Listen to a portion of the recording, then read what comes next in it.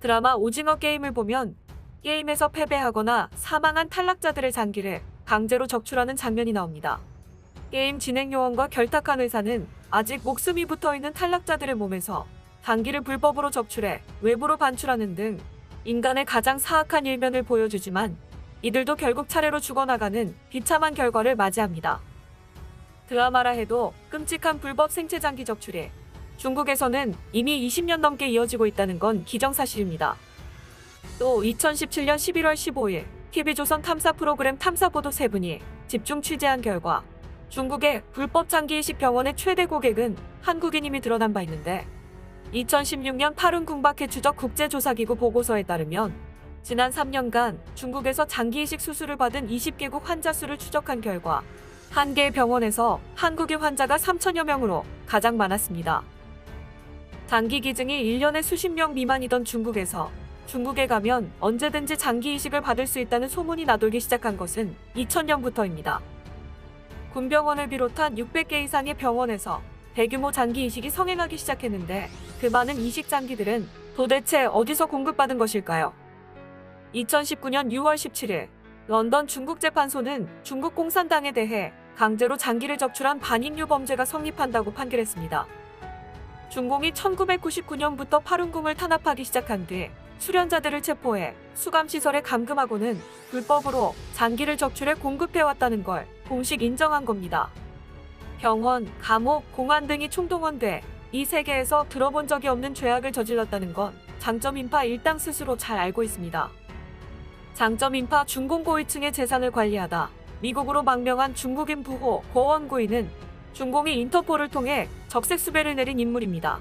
고원구이는 2017년 9월 1일과 9월 6일 장점인파 순리준과의 전화녹음 파일을 인터넷에 공개하며 이렇게 폭로한 바 있습니다. 장점인의 아들 장맨헝과 중앙정보비서기 멍젠주의 어머니가 여러 번 신장이식을 받았는데 신장이식과 관련된 인물들을 죽여서 입을 막으려 했다는 겁니다. 2014년 3월 8일 150명의 승객이 탑승한 말레이시아 항공 370기가 실종된 게 장맨헝과 멍젠주 가족의 신장장기 이식과 연관돼 있다고 했습니다. 의사의 가족과 비밀을 아는 사람이 말레이시아로 도망가자 중국 경찰이 그들을 추적해 귀국을 종용했고 바로 그 비행기에 탑승시켰다는 겁니다. 2016년 캐나다 전 국무장관 데이비드 킬고어 등이 결성한 국제조사단은 보고서에서 강제 장기 적출로 최소 수백만 명 이상이 사망한 것으로 추산했습니다. 런던 중국재판소는 2019년에 이 같은 사실을 공식 판결함으로써 중공의 반인류 범죄 행위에 대해 국제사회에 경종을 울렸습니다. 사실 장점인 정칭홍, 멍젠주 등의 최대 악몽 중 하나는 단연코 자국민의 장기를 산채로 강제 적출해 판매한 죄악에 추궁당하는 것일 겁니다. 이들이 시진핑을 불신하는 가장 근본적인 원인은 기본적으로 시진핑은 파룬궁 탄압에 피를 묻히지 않은 소위 공범이 아니라는 데 있습니다. 명확한 계파 특징이 없던 시진핑에게 잠시 정권을 쥐게 한 뒤 그들이 점찍은 전 충칭 당서기 보시라이의 권력이 강화되면 시진핑을 끌어내리려 했습니다. 특히 가장 잔혹하고 가장 주도적으로 파룬궁 수련자들의 장기를 적출한 보시라이와 그의 처 국하이라이, 신복 왕리준의 동반 몰락은 하늘의 뜻이었을 겁니다. 국하이라이는 자신의 수족이었던 영국 상인 헤이우드를 독살한 뒤 자신의 범행을 아는 전 충칭시 공안국장 왕리준이 껄끄러웠습니다. 살해 위협을 느낀 왕리준은 2012년 2월에 주 청두 미국 영사관으로 숨어들었고 중앙정보비서기 저우융칸과 보시라이의 시진핑 제거 정변 음모 파일을 제공했습니다. 당시 오바마 미국 정권은 이 파일을 시진핑에게 넘겼고 장점인파와 시진핑과의 사활을 건 권력 다툼은 이때부터 시작됐습니다.